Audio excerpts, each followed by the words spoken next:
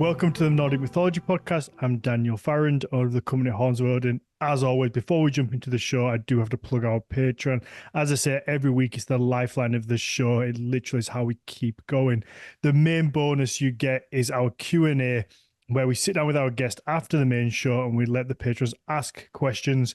And it's a little bumper pack of the main show. So if you like an episode, there's always going to be that sort of 20-minute bumper that you can get over on our Patreon. And there's loads of information in there. There's a lot of questions that I missed or really good questions that the patrons have. So go and check that out. It starts from £3 a month. It's less than a cup of coffee. And like I say, it really, really does help us keep going. If you can't support financially, then just a like, share, positive review, wherever you get your podcast, maybe someone else can find us and it helps us reach a new audience. With that said, let's get into today's show. I'm really excited for this. This is the third time we've spoken, but I think the second time that we've actually released it. One of them, we accidentally lost an episode a long, long time ago. And my guest is Paul Mortimer. Paul is an independent scholar. He is a researcher, and he has published books. You've written and co-authored 3 books on weaponry and armor. Paul, welcome. Thank you for coming and joining me again. Thank you for inviting me. Yeah, I think we spoke about it in the last episode, the episode that never aired, that just we lost. I think there was, or was it you? Did you have like a fridge in the background? I don't know. I mean, it was the first time I'd ever used Zoom, and I think I was wearing headphones and things. And I think what it was, there was I think your laptop or your hard drive kept like kicking in and then dropping and then kicking in and then dropping, like the whole way through. There was just this. Right. And it was like the whole way. So we got back together and did it again anyway, which is the last episode. And in this one, we're going to focus on the little place, Sutton Hoo. We've touched on it a few times on the podcast. We've spoken about it. So I think we can maybe give a quick, brief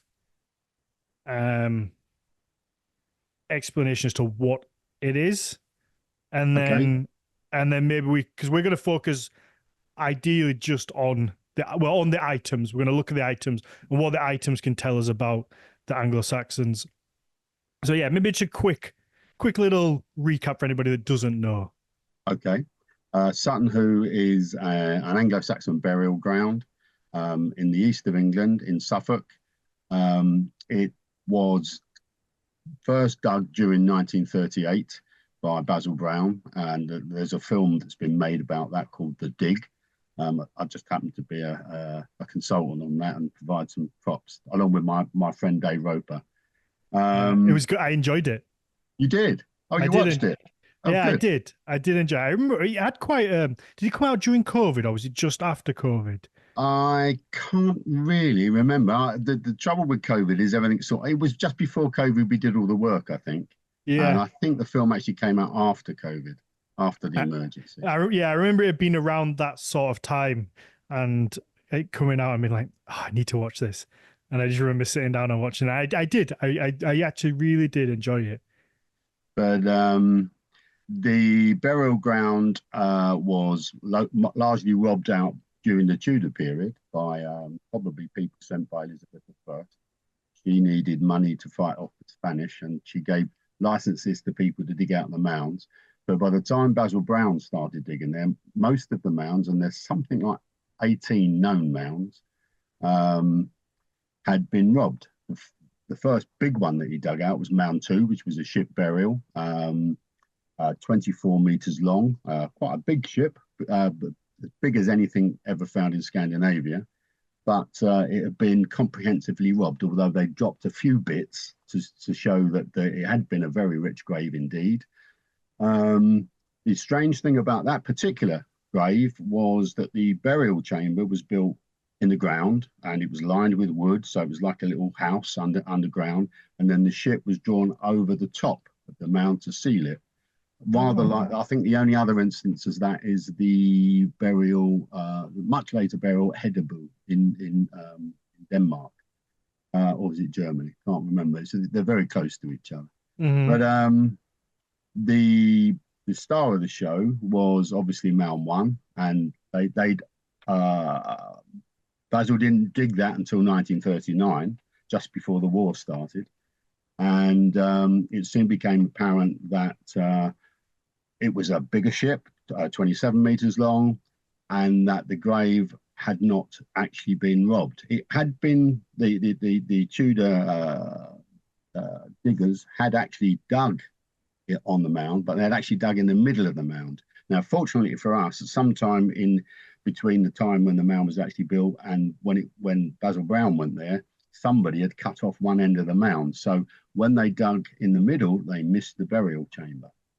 Now, the Sutton Hoo burial, the Mound One burial, that was a ship burial in the sense that the man was buried in a chamber within the ship. They built a chamber around, a little house, and however, whether he was in a bed burial or whether he was in a chair burial or whatever, that's we don't really know for sure. But he was left in there. In 1939, they didn't find the body. And it was thought that it might just be a memorial grave, but when they went back in the after the war, they realised that there was a lot of phosphates in the ground, which could only come from something organic, and it's now reckoned that it was a burial, and I'm sure it was, because memorial burials, if it was one, would be absolutely unique. It was the richest grave find that's ever been located in England and pretty much anywhere really. There's perhaps one or two in the Merovingian lands which can compete, but it's pretty certainly the burial of a king. Generally, people reckon it's probably Redwald because the date of his death appears to be around about the time of the burial, which is AD 625-ish. No one's actually totally certain. So we go along with the idea it was Redwall, but it may have been one of his relatives. Whoever it was, he belonged to the same family. It was a family of the Woofings, the people of the who were connected to wolves. And there's within that grave, there are several tiny little bits of wolf imagery which echo the idea that they were the Woofings. Wow. So, the only other grave that's ever been located there that was unrobbed was the Mount 17, the burial of a young man with his horse. And again, the robbers had dug between the two. They dug in the middle of the mound, where there was nothing. They'd missed the horse and they'd missed the young man. Nowhere near as rich as Mound One, but probably quite an important person. And how he died, we don't know. Do you think that maybe all the different mounds, or the ones that had burials in, would be part of the same family? Oh yeah, absolutely. This is a family burial ground, and it's the family burial ground, pretty certainly of the Woofingus people, the royal family that ruled in that area. Their palace was at Rendlesham, their big hall, and I mean, recent years, the archaeologist Chris Scull has been leading an excavation there, and they found what's possibly the first pagan temple ever to be located in England. Wow. It's exciting, but it's not been published yet. They haven't given out too many details. We don't really know why they think it's a pagan temple, but it really is, quite. But Rendlesham is huge, absolutely huge. There were definitely garnet workshops there. Things are being made. It probably wasn't his only dwelling. He may have had others as well. But Rendlesham is about 3 or 4 miles from Sutton Hoo. The ship burial, obviously there is a burial chamber underneath the ship, but is that likely not linked to, let's say it is Redwall in burial one? Are they likely different people? Because you would assume that the ship one would be. They're both ships. Both Mound One and Mound Two are ships. Oh, okay. Mound Two is smaller, but that was not much smaller. It was 24 meters as opposed to 27. But, right. Okay. 27 is about 94. Yeah, I thought Redwall was under a ship, and then when you said I got myself confused. Whoever was buried in Mound One was buried within the ship. We buried in the chamber within the ship. Okay. Yeah. Mound Two was under the ship, and that was the one that was robbed. Is there any speculation on who that could have been? Because you would Well, assume it could be somebody of equally or almost equal importance. it absolutely is. It probably was either one of his ancestors or one of his descendants, probably whoever took over from him. But again, these are not, um, although within Malmon there are Christian objects that have originated from areas that were Christian. These are pagan burials, absolutely. Mm-hmm. Um, but who? I mean, the Mount Two may have been redwood. We just don't know. Yeah. We do know that one of Redwood's sons, Ragnhere, was killed in Lincolnshire, so Battle of Windware. So it probably isn't him, Mm-hmm. but it Could they might be. not? Yeah. I mean, they could have taken him there, I guess. They could have done. They could have brought him home Yeah. on a Uh, ship. yeah. I'm not sure. Was there? I don't know whether you'll know the answer or not. Whether there was a big culture of moving people from where they died back to home, or was it more practice to bury them We where they just don't fell? know. We just don't know. I mean, we get clues in. We have some near contemporary poems, or like I mean, Beowulf. There's debates about the composition and the writing down of Beowulf, but the stories are set in the 6th century. Mm-hmm. Um, there's Widsith, and they tell us what they do tell us is that people travelled. Um, you know, the I mean the current exhibition at the British Museum about the Silk Road, which involves bits from Sutton Hoo, that it demonstrates the fact that nobody in England at this particular time or anywhere else was isolated from the rest of the world. They knew what was going on. They knew they traded. They probably raided. They probably um, I mean, in speculation recently that people at Sutton Hoo were going off and fighting for the Byzantines. Quite possible, just like Mm-hmm. their ancestors had done for the Romans. Mm-hmm. So people travelled, and even the ones that didn't travel, they knew about stuff because people would tell them about it. They come back, and we are talking about the elites. This is more than the peasants, and but there would Mm-hmm. be merchants. There would be all sorts of people moving around. It's fascinating. I wish I could go back for like a small period of time, maybe a day. It'd I be might not, nice, wouldn't it? I might not even survive a full day, but just a few hours and just Yeah. see what it was like. And I bet the stories were insane. Absolutely. I mean, we have clues about the stories, but we do, and later on we've got some of them written down, from Iceland and elsewhere. But many of the stories must have been lost, but we Mhm. do get little clues, and I think we get clues at Sutton Hoo. So, and that's one of the things that I think is absolutely fascinating. Yeah, 'cause if you imagine traveling, from Europe to it through Asia, the things that you must see that are so different to home. And Yeah, then you've got to go back and tell people about it, and people embellish stories a little bit as well.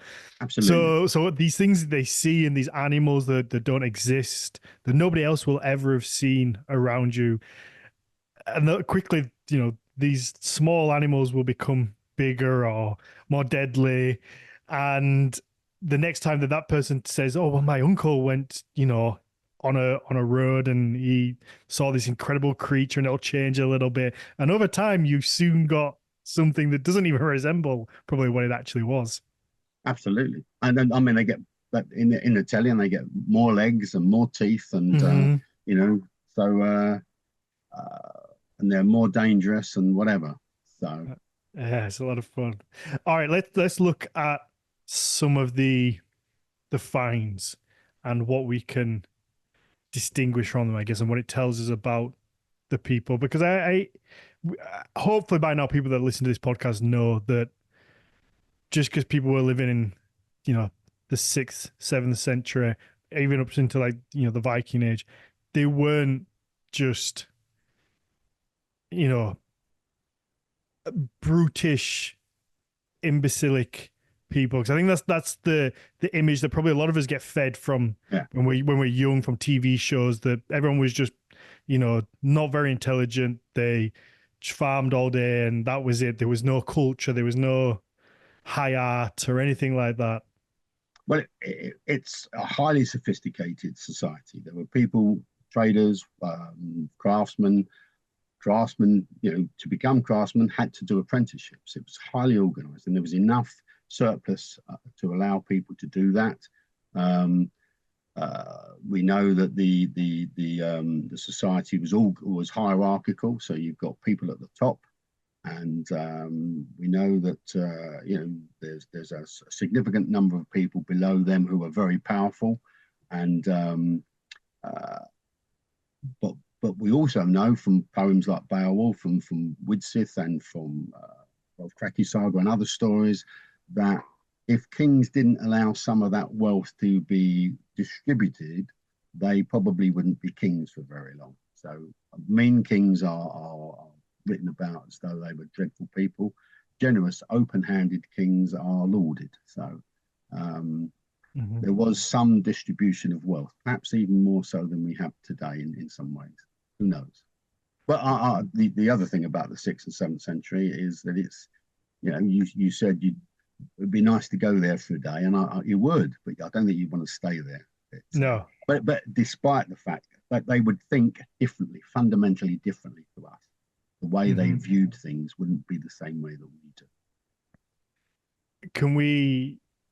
Do we have any idea of how they may have viewed things from? Yeah, I think we do. I mean, from the stories and the sagas that come about from a later period, we know that their societies were highly militarized and they were competitive. From the not just in England but throughout Europe, there's bigger and bigger kingdoms being born, but they get to be like that by being more powerful than their neighbors, making them pay tributes and whatever. But it's also a warrior society, and they're the things that are the heroes of their time, and they have the mindset that they don't really mind. That I don't think they're expected to live terribly long lives, but they do want to be remembered for what they do during their life, and that's really important. And in their society, that can only be done through being seen to do stuff and people writing about or reciting poetry about them or telling tales about them. That's something we see throughout the Viking Age as well, isn't it? Absolutely. This idea of honor, wanting to be honorable, wanting to keep your name going on, and absolutely, that's reputation lives longer than the man, I guess. Well, I think it's the same society. It's just that maybe some of the ideas change a bit, and but the way they look at the world is pretty much the same as it was in the later Viking period. But by later Viking period, I mean after the 6th and 7th century. To some extent, the coming of Christianity begins to change that, but they're still just the same sort of people. They're still, in fact, in some ways, Christian kings become more vicious towards people who aren't being converted to the same religion as them as perhaps their predecessors were.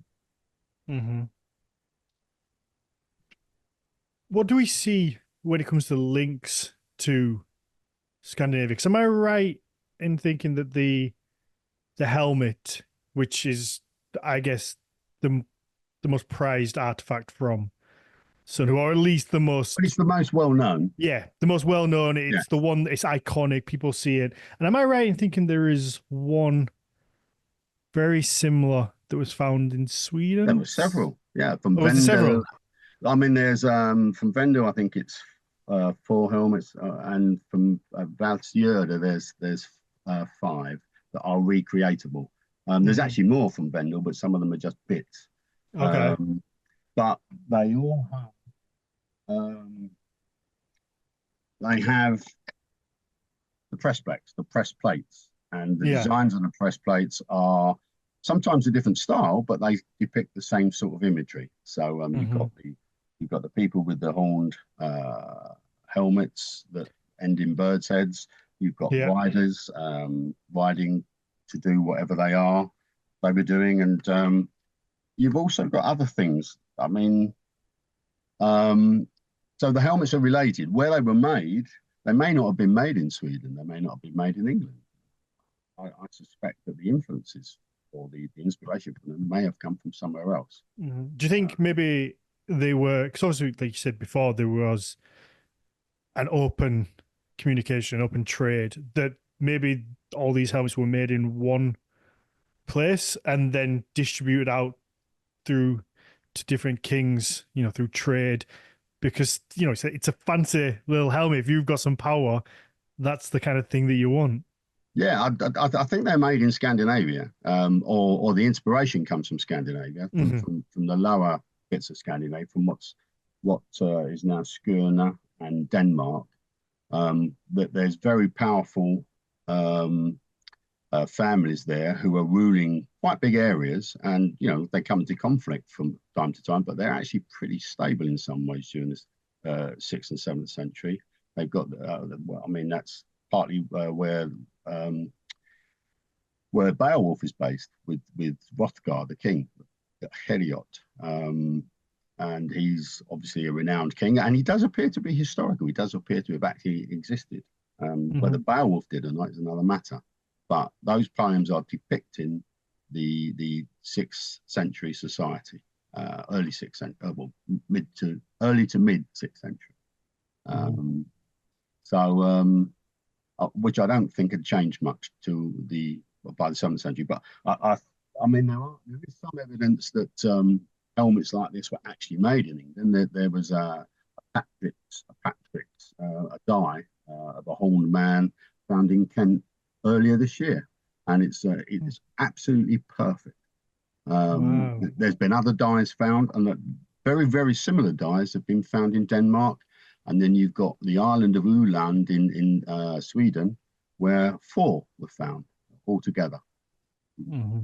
So they're probably being made all over the place, but I think the actual design or the designs, which are very, very similar in some ways, is coming from elsewhere, southern Scandinavia, I think. Wonderful. Yeah, it's such an iconic design. It stands out as soon as you see it. For anybody who is only listening to this, I implore you to go over to our YouTube, Nordic Mythology Podcast on YouTube, and you can watch the episode. And Paul's got a bunch of different items that he's going to hold up and show us throughout the episode. And the helmet, or a helmet replica, is one of them.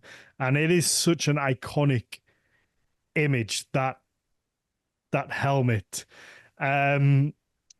Yeah, so it shows a clear link and a communication in some way between the British Isles and Scandinavia pre-Viking Age, because I think there's this notion, because there's such emphasis put on the Viking Age, that almost that's the first time Scandinavians ever came to the British Isles, was these invasions. It's almost put like that.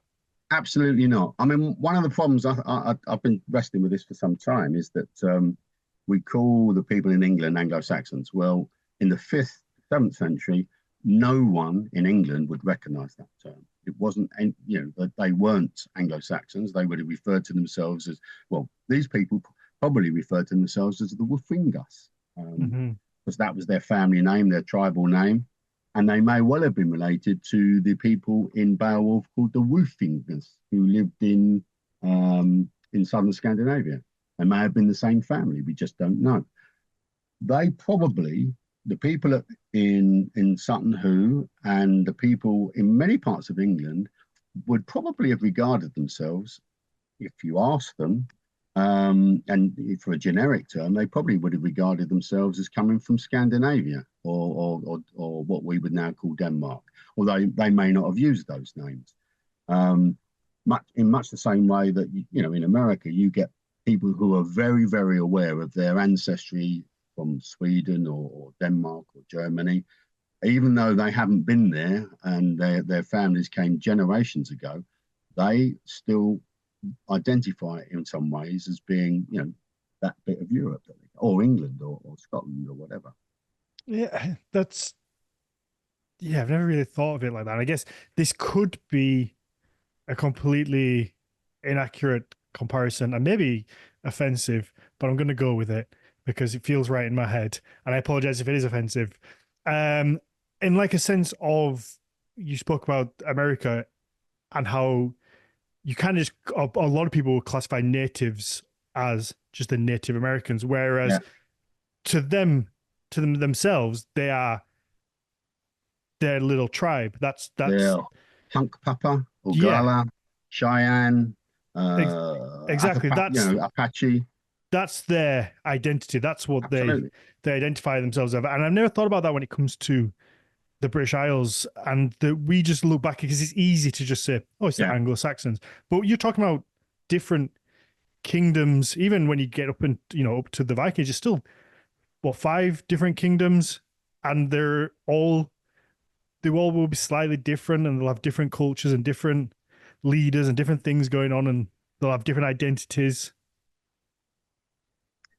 I think you're right. I mean, just taking the Native Americans. I mean, we get through films and whatever. We've been given a portrayal of Native Americans as being pretty primitive and backward. They actually Mm, weren't. I mean, they had high. Again, they had very sophisticated societies, and particularly in the eastern states, they had at one time lived in big cities. The Cherokee lived in towns when the Europeans went there, and these some of see, these towns are very big. that's something And that if you doesn't look get at shown. Central America, you've got the Maya that lived in huge cities, and they're I think wherever you look in human history, people actually organise themselves very well, and but they do usually end up with some sort of hierarchy that means that someone's at the top and everybody else is beholden to them in some way. Do you think that's a product of Christianity showing everything before them as being a little bit simple and not as good? Well, Christianity can't divorce itself from that, but it's I don't think it's just Christianity. I think it's just that again, although people everywhere have really organised themselves very well throughout history, you also have, I mean, each little group thinks it's better than that group down the road. And, Mm-hmm. somehow or the other, your lot are human beings, but those lot down there aren't quite. So, you know, and with the rise of, European power during the Middle Ages and onwards, then partly due to Christianity, I suppose. But yeah, I don't think you're entirely wrong, but I'd Mm-hmm. need to think that out a bit more, I think. Yeah, I wonder if it's also as humans have evolved and cultures evolved, that maybe the things that were seen to be, high class, high skilled, then we just, as we get through and things get easier and machines become Yeah, involved, that we just don't hold them in as high regard. You only have to look at some of the jewelry items, some of the things you're going to show later. They are yeah. ridiculously intricate, but you put that into today's world, especially to maybe younger generations, a lot of things that are held in high regard are quite meaningless. A lot of things that go on social media, those things, they're what's kind of held as the pinnacle, even though it's not the most skillful of things. Maybe we've just kind of lost that, and that's why we look at them as being not as Not as primitive. sophisticated. I Yeah. mean, in many, uh, human beings are still the same as they were 500, 600,000 years ago. We haven't actually evolved differently. I think there's perhaps the way our teeth interact. I think uh, people in the past used to have teeth that met edge to edge, and we don't do that anymore. But that's about it, I think. Um, they, we still, in some ways, are the same people, even though, Hmm. you know, the society you live in forces you to think in particular ways. So um, they didn't see life in the way that we do. We don't Yeah. know, for instance, much about what they really thought about dying and what happens after. Hmm.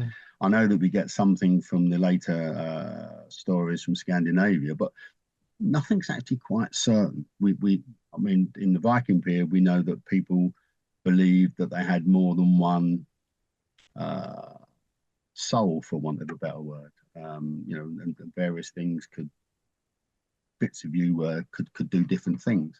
We don't know about that in the early period because they've left no writings really at all, apart from a few bits of poetry, which began in the 6th century, Mm-hmm. although it wasn't written down until later. But Yeah. within the imagery that they've left us, there are clues. So we Mm-hmm. begin to we can begin to look at that and try and work stuff out. Okay. Just before I, another Scandinavian connection to the Sutton Hoo helmet, which has always been thought of as the image of a man's face, is this is a replica made for me by Volunda, and it's 9th century, and it's from Sweden, not far from Uppsala, a place called Aska, and it's actually a helmet. It's a full-faced helmet, Mm-hmm. and can you see it? I'm not Yeah. sure I'm Yeah. displaying it very well, but that's an echo of, I think, helmets like this one. So Mm-hmm. it's much later. Um, what it means, I don't really know, but it's worth bringing into the mix and thinking about. Yeah. It's so fascinating to try and figure out what they thought and what we can derive from all these items. So let's start with the afterlife. What do you think, without getting to a specific item, the fact that we have this vast array of wealth put into a burial, items that would be extremely valuable to anybody who would have kept them, the fact that they've been willing to put them in the ground, leave them there, abandon them, and I guess sacrifice them to, with Yeah, the body, you're not getting the back. They're intended to stay there. So you're just putting that, that value is gone, whether it's yeah. the helmet, the shield, the sword. Those things would be really useful to somebody. So what do you think that tells us about what maybe they thought of the afterlife and whether these could be taken or? I'm not sure. I mean, the traditional idea is that somehow or the other these things are spiritually going to follow you into the afterlife. Mm-hmm. I'm not so sure about that. I don't Okay. know. I mean, they everyone knew that those things were there, and we have people going into burials in the 5th and 6th century in all over England, for instance, and in Scandinavia, and taking stuff out. They knew the stuff was still there, so they knew physically it wasn't going anywhere. Um, as for why they put the stuff in there, I think in some ways it's a conspicuous display of wealth, and even on lesser, when ordinary families are burying their dead, they want to make that event special in some way, so they put stuff in the grave. Um, how they viewed it, whether it was useful in the afterlife, and I really don't know. Again, it's something I've been wrestling with, but I can't come up. Maybe they did. I just don't know. But the fact is, everyone knew the stuff was still there. They knew it wasn't going anywhere. Mm-hmm.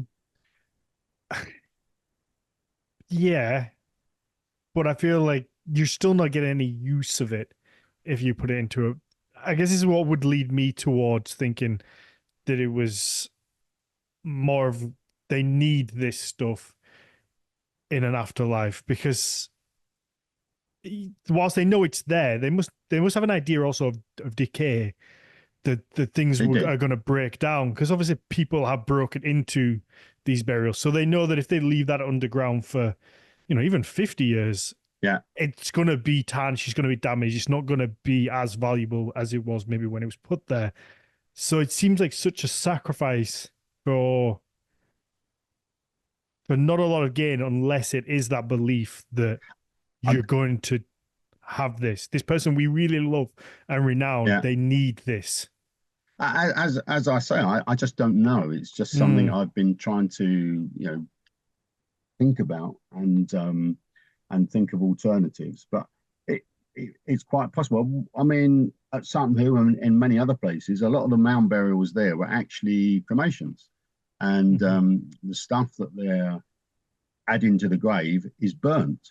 And that happened, in Uppsala and other places in Scandinavia. The cremation is actually relatively common. Hmm. And there's that thing I really love the 13th Warrior. I think it's one of the best portrayals of Beowulf that has ever been. All the other Beowulf films I don't really like, but I do like the 13th Warrior. You don't like the And Ray Winston one? when the one of the Vikings explains to the Arab chap whose name I can't remember, he says, we're when they're doing the rust burial and they're about Oh, to burn Ibn it. Fad. Is it Ibn Yeah, Fadlan? and they're saying, well, you put your people in the ground. It takes them ages to reach paradise or whatever. Ours will be. He'll be up there in as soon as we burnt him. And Hmm. that's a very powerful thing. I think that really struck me at the time. And maybe it is about that. I just get stuck with the idea that the stuff is still there and they knew it was still there. And Mm. maybe I'm, uh, tripping myself up. I don't know. It, it's fascinating, isn't it? Yeah, Because if you look at the Egyptians, obviously they, especially in the term mummification, they must have done that for a reason. They knew that the body was going, well, obviously they did do it for a reason, but they knew that the body was going to last a long time. So that kind of goes against the idea of um the time it takes for the body to disappear. yeah. That's how long it takes to go to wherever you're going to go to. And whether it's, because I never thought of it like that before. This idea that, well, you cremate, the body's going quicker, so you're there, whereas it takes longer in the ground. And I don't know, yeah, I don't know whether they would actually focus on that or think of that, or whether it's as soon as you die that you go. The fact is, we don't know, do we? I mean, No. as we said before, they didn't think in the way that we do, and it's very, very hard to get into their heads. Um, and you know, I think we know much more about the Egyptian attitude to Yeah. death of at least the really, really posh people, and we know they have some idea of some sort of afterlife. But unfortunately, particularly in our period, we there are very few clues. Hmm. Um, but they must have had a rich and really quite complex set of beliefs.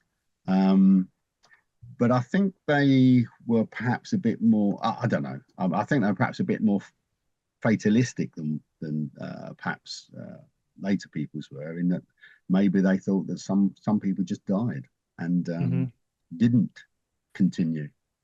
Yeah, I would agree with that. I think that as we, as humans have gone on, and probably we have a lot more to live for. I think life is maybe a bit more comfortable. You get a lot of niceties. Now we have, modern medicine. There's the chance of overcoming things that I think we've become very fearful of death, and maybe that wasn't always the case, and that it was just a normal everyday thing. And in the same way that it is today, with whether whatever religion you believe in, for the most part, it is that comfort of whatever goes next. So I'm Yeah, sure they probably had that as well. That we're here for this certain amount of time, and whatever comes after. That's the real thing. Is that yeah. this is just temporary, and maybe I'm here for Well, 30 they years or certainly didn't 40. have. They certainly didn't have the Christian idea that you have to live a dreadful life here for a better one further on, Yeah, of and course. don't worry about it because once you're dead, everything will be all right. Well, I don't think they thought like that, and they the Christian ideas, well, not just the Christian ideas, but the Abrahamic faith Hmm. ideas of sin, in the way that we've all experienced as we were brought up in society. They didn't have that. They didn't look at. There was bad behaviour and correct ways to to live your life. And if you didn't obey those rules, you could end up being on the outside of society. But by and large, it wasn't about sin, and it wasn't necessarily that you were going to be punished in the afterlife. And whatever their concept of the afterlife was, that aspect of, that we're all familiar with, I don't believe existed. That's a much, that comes with Christianity. So it's a lovely way to control people, isn't it? Well, it certainly is. But I mean, whatever they, I mean, the other thing is that their ideas about the world were about the natural world. Their belief system was based on nature and what they saw around them. Wonderful. All right, let's in a way that our world is, as the world that we live in, at least in the Western world, has generally been lost. Let's have a look at some of the particular things that were found in the grave. Well, I think the helmet tells us a great deal. I mean, when I was studying this to write my first book, Woden's Worries, which, by the way, it is a deeply flawed book, but it does have nice pictures, and it's now available for free download on my research gate page, so you can get it for nothing. In that, I attempted to bring together all the arms and armour that was available to peoples in Northern Europe, plus some ideas about the way they thought about the world. I noticed that the report said that these eyebrows were different. This one, you can't really see it here, but this one is bright. It's got gold foils back to reflect the light, and this one hasn't. And I suggested that might be an echo of a much later story where Odin is prepared to give an eye for a drink from the well of wisdom. And the problem is that there's at least 600 years gap between this helmet and that story being written down. However, when we looked at things, there's actually quite a lot of evidence that something like that story was known. And I met Neil. I met Neil Price, who's chair of archaeology at Uppsala, and we co-authored a paper together, which again is available for free on my academia.edu page. And everybody needs to go on academia.edu and have a look on there, because I only recently, when I say recently, in the last couple of years, and the wealth of knowledge that is on there. Anybody that complains or has like misinformation and doesn't know where to look, you just need to look on there, because there is so much information from the best scholars in the world, and there's no excuse for not kind of getting up to date and reading these things, because it's really accessible. But I think there's more to this. So I think that's an echo of that story, and but there's more. I mean, if you look at the face, it's also a bird. You can see the wings and the body and the tail. And there's another story of Odin, although the Scandinavians in the 6th and 7th centuries, and as well as would also have probably called him Woden, and they lost somehow or the other. They lost the W. We know that Odin could change into a bird, an eagle. We know about the story of acquiring the mead of poetry, which the giant Sutton wouldn't give it to him, and he turns himself into a snake, and we've got one of those on the helmet. And he wriggles down a hole to get the mead, puts it in his mouth. Sutton had CCTV, obviously, because he knew he was there. And in order to escape, Odin turns himself into an eagle and flies away. And you've got that image of transformation here. You've also got it on the shield, which I can't really show you here. But then you've got the men with 2 horns ending in raptors, or they may not be raptors, they may be ravens. It's always a bit ambiguous, who generally are accepted to be the devotees of Woden, probably doing a ritual dance or something. And so there's a lot about. Is that the one that's always used for berserkers, or is that a different one that I'm thinking of? Well, we don't know that they're berserkers, but this image, I've got a detector find, a copy of a detector find here from. Yeah. and this is a very good portrayal of the details. You've got a man's face with what look like horns, but they're not cow horns or anything, and it's not Hmm. really a helmet, but they end in birds' heads. Yeah. And that may be an echo of the idea of it's all speculation, but there is so much coincidental evidence that the ideas become quite compelling. And in an eye for Odin, we collected quite a few. So that's, rather than me go on and on about that, it's quite a useful paper to read. I actually didn't write it. Neil was very based on some of my ideas, but he did all the writing. But uh, With this figure, which we have christened um, horned men, we call wains, Woden's analogues in numerous environments, which to some extent is caught on. But they're not just in the early period; they also appeared during the Viking period. Mhm. So it's a long image that persists. Um, what for me, what confirmed the idea that this may be linked to the god Woden is this particular find. There's actually two of these, two different ones, and this is from England, metal detector find, Can and you go it's up just a little bit? oh yeah, Oh, sorry, perfect. it's actually Wonderful. two birds Hmm.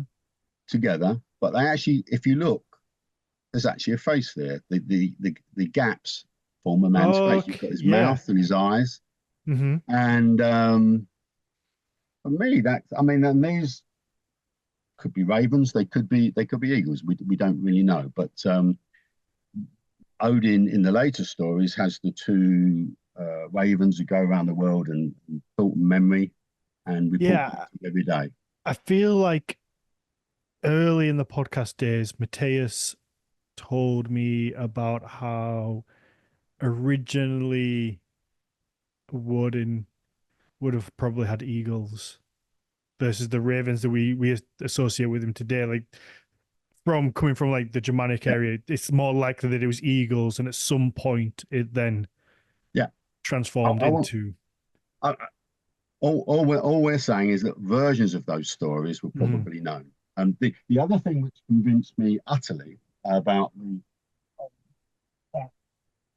Woden is being commemorated in that grave is this thing, the what's often called the Sutton Hoo scepter or the Sutton Hoo stone. When we were reproducing this, the sculptor Brian Gilmore, not Brian Gilmore, Brian Ansell, um, was given access to the original, and uh, we noticed that there are eight faces. There are four at the top, and they're almost certainly women because they haven't got beards, and they're actually physically smaller than the ones at the bottom, not by much, and they've got narrow chins. The ones at the bottom are men. They've got beards, apart from one who's got a square jaw, but one of the faces has deliberately had an eye removed, and I sent you a picture of that. So I can send more though if you need them. Mhm. He's had his left eye removed very carefully, and that seems to me to coincide with the helmet. A couple of other bits in Sutton Hoo, which seem to relate to that idea as well of an altered eye. Mhm. And I mean, recently, I've thought about all the other faces for quite a long time now, and I'm beginning to come to the conclusion that they're all Woden. We know that Woden was a shapeshifter. He could become a Mhm. woman. He could become a man. He could have two eyes. He could have one eye. He was whatever he wanted to appear to be to whoever he was seeing. He could become a bird, an animal, whatever he liked. Mhm. And I've sort of semi-jokingly now call this the Woden Stone. But uh, Why do I feel like I've never seen this before? you've never seen. Well, we did actually write a book about it. Uh, there we About the go. remaking. Can you see that? Hmm. Yeah. Unfortunately, our publisher has become very ill, and so at the moment we can't get any books from him. Oh no. Well, But So, okay, for anybody who is only listening and can't go and look on the YouTube, it is, I guess, how long is that? Maybe 3 foot, three, four I foot. can't remember. It's It's not kind 3 foot. It's about 2 foot six. We also found out a lot about the measurements and the geometry of this, of. which is really quite important. Is it made from wood? So it's like a No, no, no. wooden. It's made from a stone called grey whacker grit. You've never seen it before. No, honestly, I feel like I recognize the end, but as a whole piece. It's one piece of stone, and it's Wow. very, very carefully in the original report by Bruce Mitford. Several times during that report, it's very long. I mean, it's about 50 pages. They Hmm. refer to this as brutal, primitive, barbaric. Well, it's none of those things. It's a No. very carefully thought out piece of work. Now, So. it came out of the ground that the stone is perfect. Um, Mhm. and this is made from the same stone. It's made from grey whacker grit, which was sourced in Yorkshire and Oh, provided by the firm good, Tarmac. good stone then. Yeah, it Good, is. It is good good stone. stone. But the red bits are also the grey whacker grit. They were coloured in the grey. We don't know what they were coloured with. I've used red ochre. Um, they refused to actually take a sample from the stone, but it is definitely grey whacker grit. Now, grey whacker grit's harder than you can sharpen steel on it. Really, high carbon steel. It's been called a whetstone, but it isn't a whetstone. It's a Okay, silverstone. that's what I was about to ask. Is because it's looking at the pictures you sent me, it's as long as the sword, It's including no, it's including not quite as long as a sword blade, but it's not. It's pretty big. no, not the blade, but looking at the image where you've got the sword and the it laid next to Oh each other. right, yeah, It's yeah, from the tip of like the yeah. stag's Probably from antlers. from there. Yeah, yeah. Yeah, it's about as long, and it's oh, what a fascinating thing. I don't know how I've never seen. Where's the original? It's in the British Museum, and I've probably seen it at the British Museum. today on my Um, Facebook page, by the way, I posted some close-up pictures of the stag, which is a beautiful thing. It's mhm. really well made.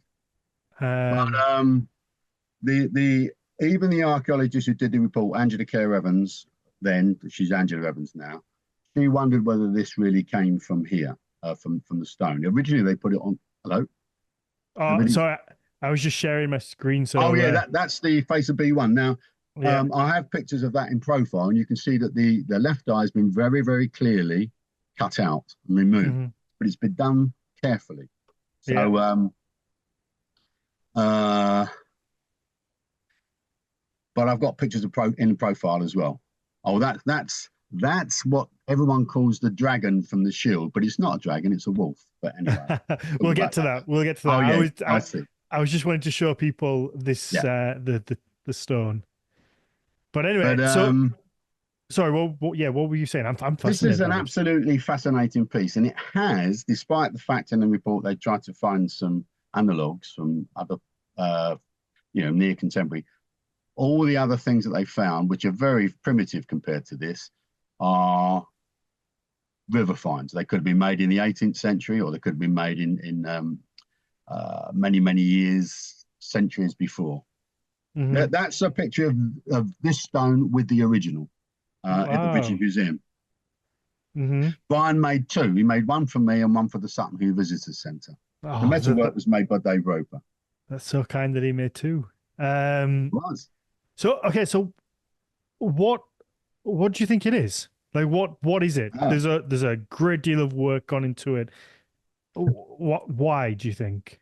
Um, well, I don't know. It's not a whetstone. It may be a scepter, although I did when we were doing the book, I looked all around the world for something that was similar in any way, and I looked everywhere. I couldn't find anything that was like it. There is a book written by an American scholar called Michael Enright who claims this is Celtic, and uh, he may be right, but the book that he wrote is a heavily flawed book, and I wrote a critique of it, which is available on academia.edu and ResearchGate. I mean, some Mhm. of the evidence he tries to claim is just ridiculous. I tried to contact him, but he never replied. But Oh.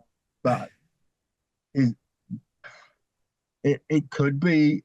The trouble with stone is you can't really date it. Hmm. But there is nothing on it. Uh, Steve Pollington and I, who wrote the book together with the makers, Dave Roper and Brian Ansell, we realised, we looked and looked and looked, and there's nothing on this that can't make it Anglo-Saxon. I'm using those words again, but there's nothing that couldn't have been made in England. The skills were there, and or Scandinavia or anywhere else in Europe. But the So left eye being removed is really, really significant. mhm. So if you were to hazard a guess, what do you think that is? Well, I Because think it's an it's object. you can't carry it. It's not like you could put it on It's your heavy. yeah. It's You heavy. you can't just It's like put it not on a your comfortable belt and carry. carry it. Yeah, yeah.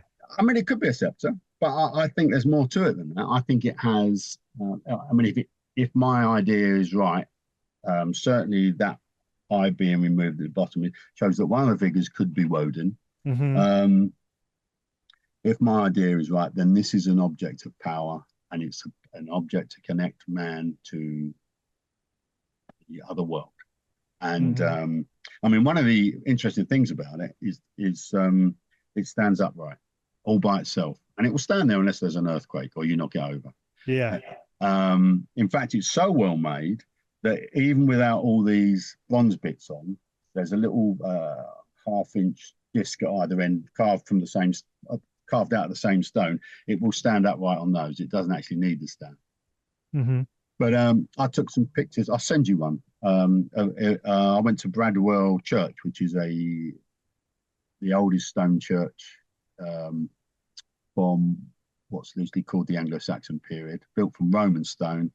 And I was doing some filming with a German film company, and I put this on the altar, and the light shone through a high window, and it just lit it up. It was just fantastic. Yeah. And that, I think it's an idol. I mean, I think it's about Do you their think? ideas. Do you think that it's something maybe that survived a long time and then been added to, or do you think it was It, made no, in its no, no, entirety no. in one When go? we did the work on this, we measured all the geometries, mostly through Brian Ansell, and we found, as I said, Angela Kerr Evans, who did the original report in the big British Museum book, she had doubts about whether this actually came from here, but we found more than 28 coincidence of measurement between this ring, the stag, the bar, and various other things. So we think 28. We found more. We gave up at 28, but Okay. we think that's pretty conclusive that these things were designed to be together from the outset. They were Hmm. always meant to be together. Wow. What a fascinating And you thing. didn't know about it. I mean, maybe it's one of those things that I've seen and then just not certainly not in the detail. And I wonder if, again, this is one of those things where I've been to the British Museum and I fixated on the helmet. So Yeah. you Well, overlook that's the other understandable. I things. mean, in the 1970s, I saw that helmet recreated in the British Museum, and I fell in love with the thing. And I mean, I was interested in all this before, but when I saw that helmet, it was so strange. It drew Hmm. me in, and I've never been able to get away from it ever since. Because obviously they have the original, and I wanted to ask you this earlier.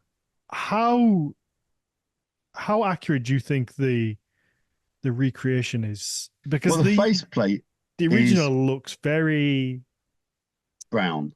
sketchy. Yeah, Well, yeah. it was smashed into something like 300 bits because what happened during the time after it was buried there was eventually the wooden ceiling collapsed with the weight Hmm. of all the soil on top, and it's the iron by then had become very brittle, and it smashed into 300 pieces that were recovered.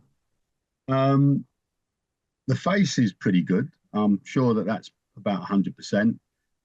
The rest of the helmet, probably about 80 to 90%. I Oh, mean, okay. they did a recreation that was impossible for anyone to put on their head. Um, and then during the 60s, or perhaps even earlier, they realized that was wrong. So they re looked at all the evidence.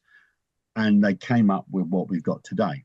And I think it's pretty good. I think there are aspects of the neck flap which are bad.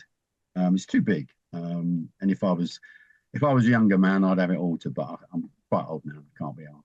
Do you think do you think this was made to be worn, or was it like a ceremonial? No, well, it's definitely these helmets were used in battle.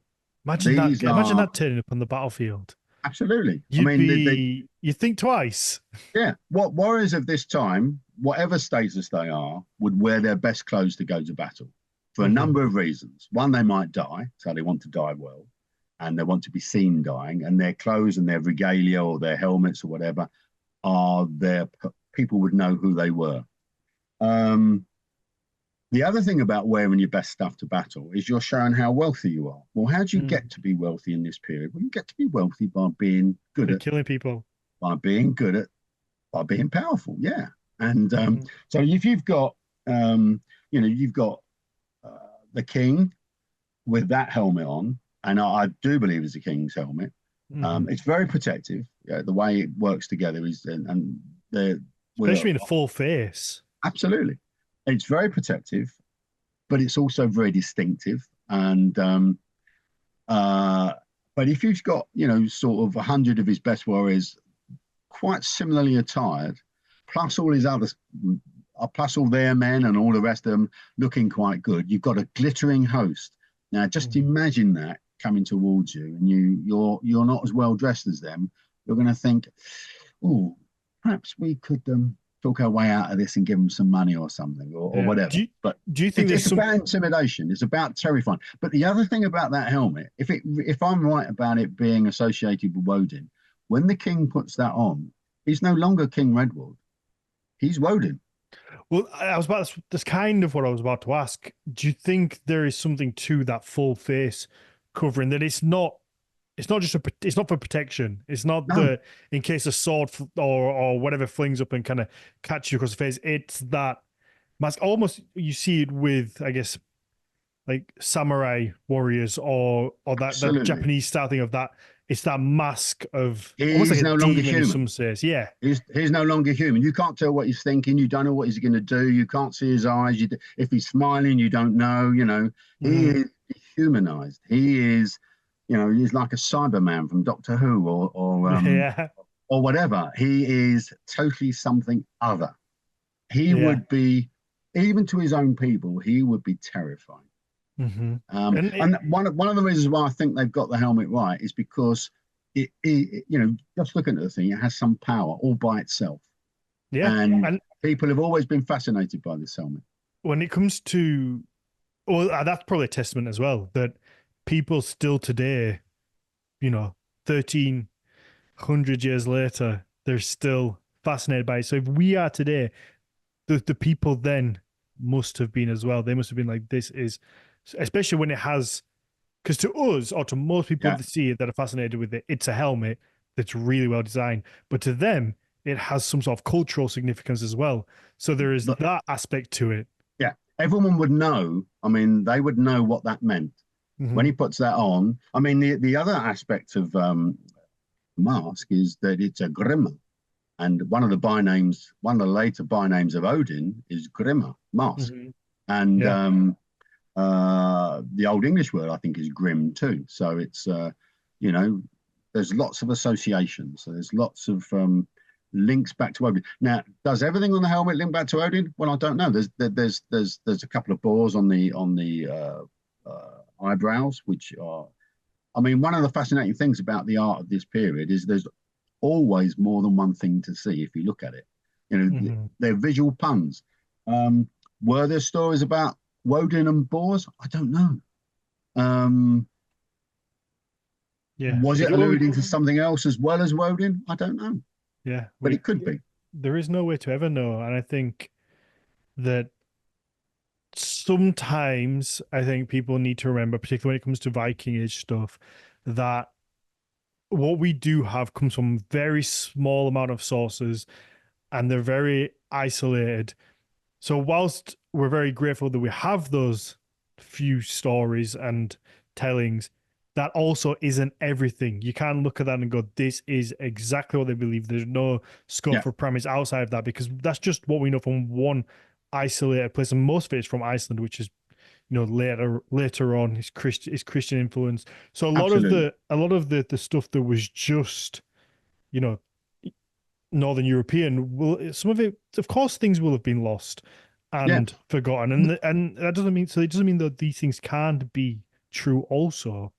Not only was the later Icelandic stuff influenced by Christianity, it was also influenced by a knowledge about classical Roman, particularly Roman history. So, Mm, I mean, the scholars were brought up to learn Latin, and partly because of the church, but they knew a lot about um, uh, classical Roman history and even Greek history. So, um, one of the things that Neil Price in particular has tried to do is to distance, try to separate that idea that they were somehow two sets of linked mythologies. mm, And I think he's right. I don't think they particularly have much in common. yeah, I think we have to remember, even just regionally, the mythologies would have been different, because it Absolutely. would have adapted to your landscape and what was around you. And I think those in Sweden who headed east versus those in maybe Norway and Denmark who went west, they probably had differences But in their mythology and in the people that they met and the experiences that they had that shaped what they but it's believed. I think it's even more fundamental than that. I think that the people the gods that we know about, they're the gods of really quite posh people, middle classes and above. Yeah. Um, the ordinary people, people who were lower and slaves, they probably had completely different ideas. They would have been linked in some way, but to them, the local river spirit or the forest uh, spirits would have been much more important than Woden.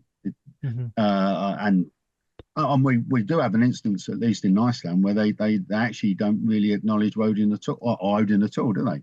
It's Hmm. Thor. Yeah. So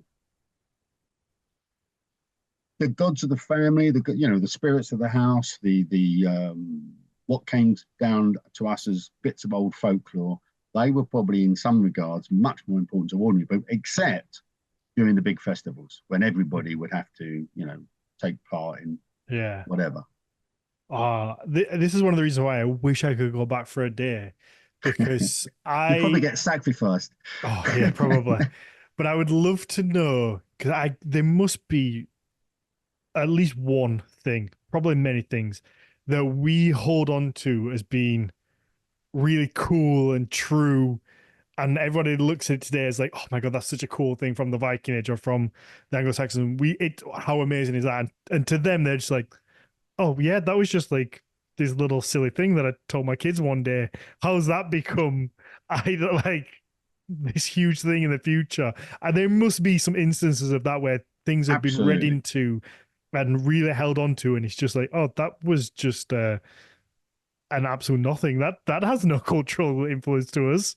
No, indeed. Yeah, I absolutely agree. Yeah, I'd love it. We've got only snapshots of stuff, and some of that's really blurred, really, because it comes through the lens of Christianity and other stuff.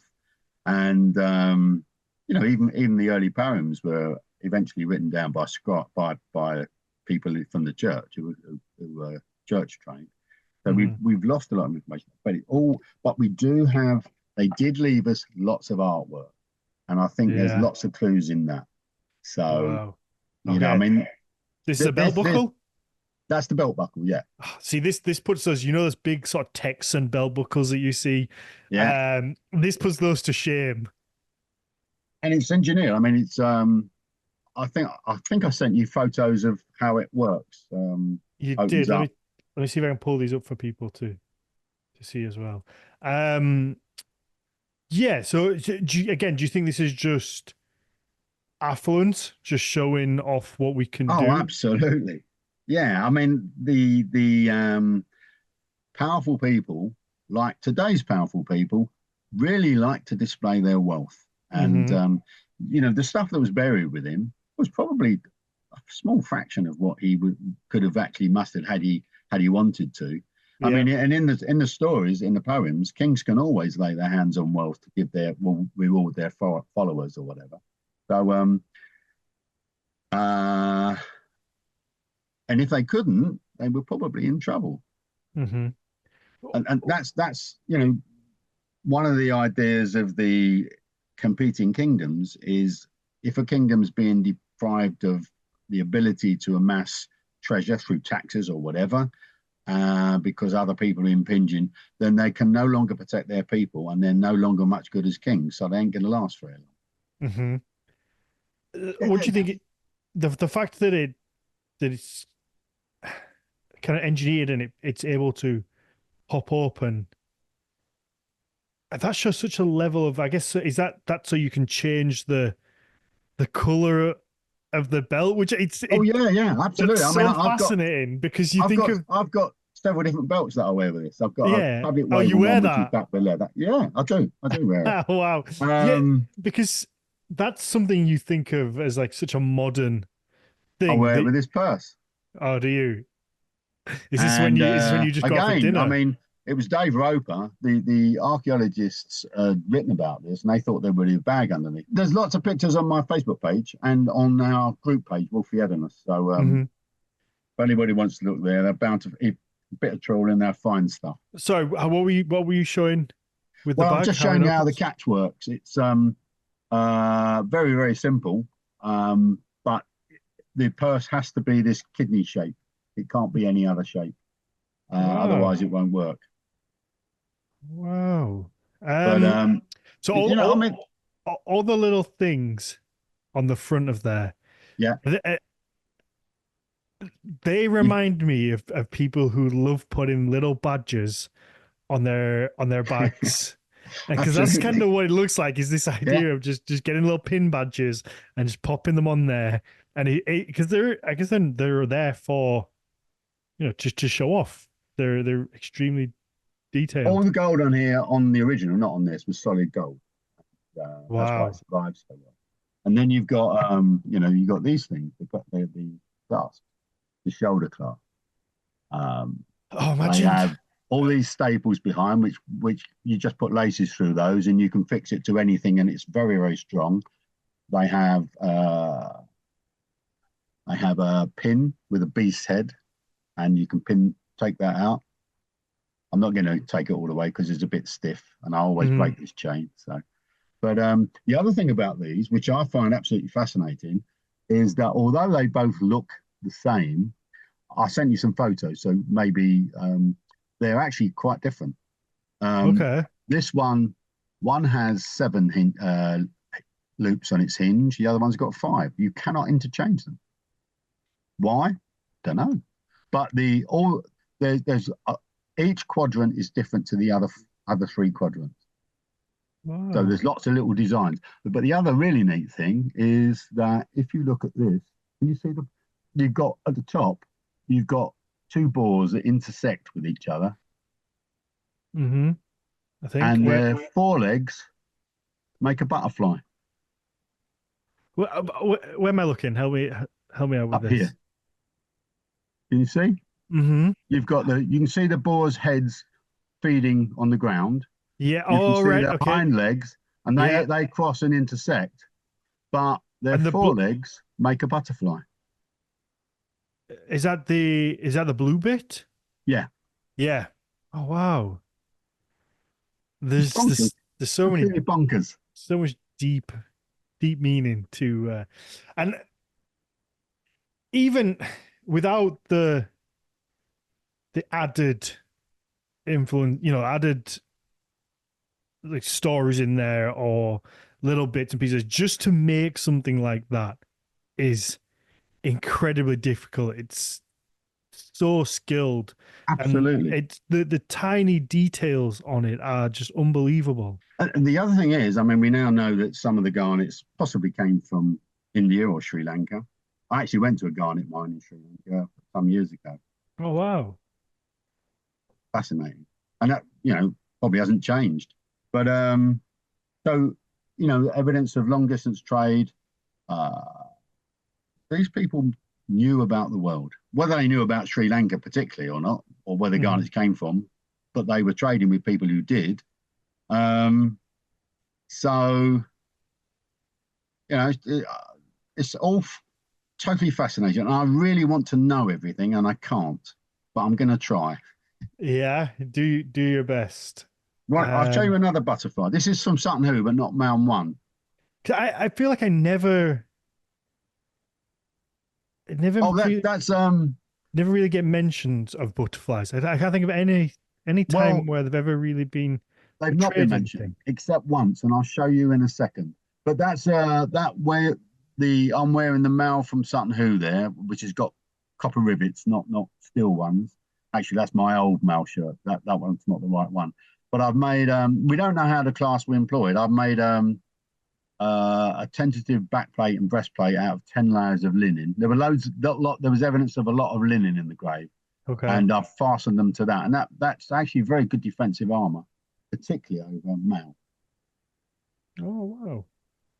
Okay. Um.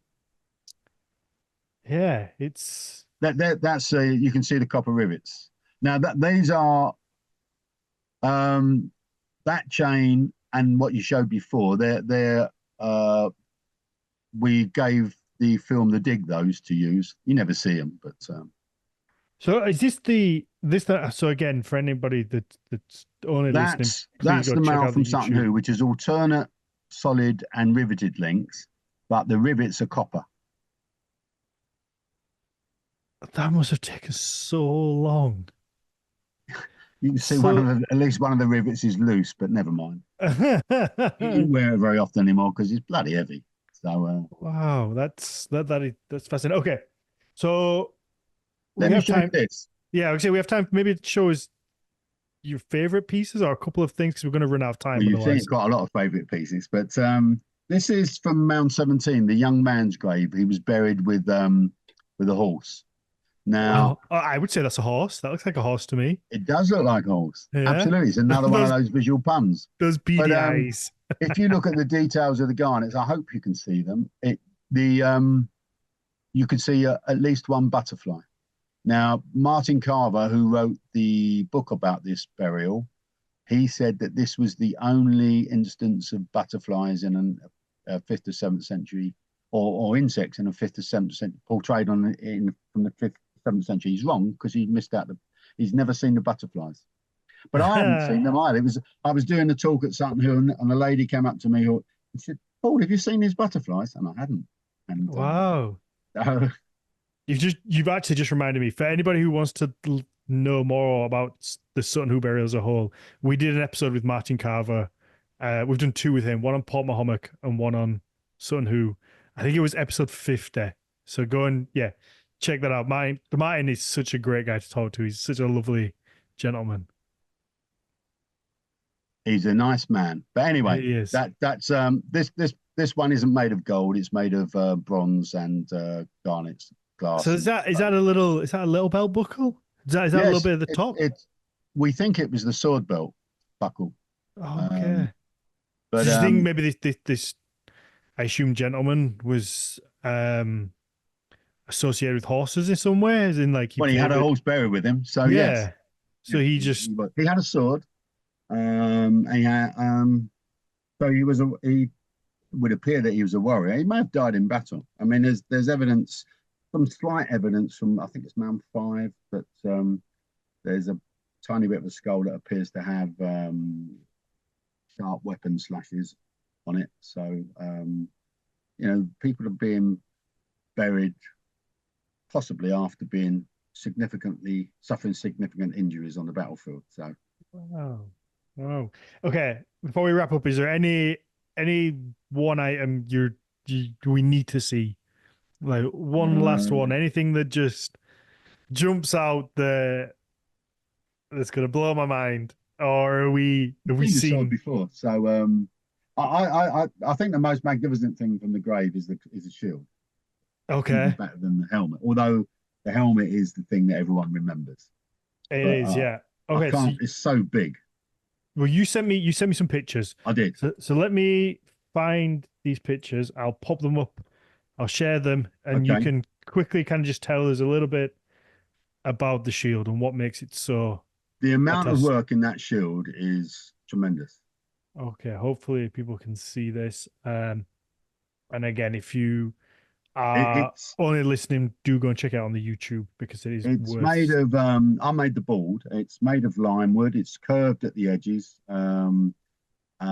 It has it's 0.8 of a centimeter thick across the board, which is what we think the original was. It may be slightly smaller or slightly bigger than the original. The absolute diameter was never confirmed. Hmm.